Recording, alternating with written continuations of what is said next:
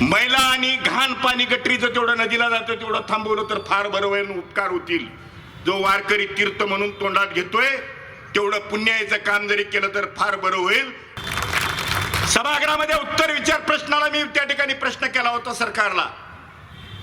22 कोटी रुपये मध्ये तुम्ही नमामि चंद्रभागा कशी पूर्ण करणार आहात? दादा, आपल्या चंद्रभागा नदीमध्ये सेबर नावाची टेक्नॉलॉजी 24 कोटी रुपये करून राज्य सरकारने दिलेली आहे. 3 महिने झालं 4 बोटी टाकून जलशुद्धीकरणाचा कार्यक्रम राबवला मी जातो. पाठीमागेही सांगितलेलं आहे, आत्ताही सांगतोय तुम्हाला की त्या ज्या काही उपाययोजना चालू आहेत त्या उपाययोजनेवर त्या ठिकाणी टेक्निकली मला वाटत नाही तेवढं साऊंड असते.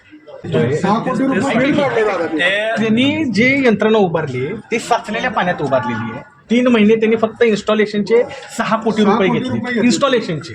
यामध्ये ती टेक्निकली अनफिट आहे असं मलाही वाटतं.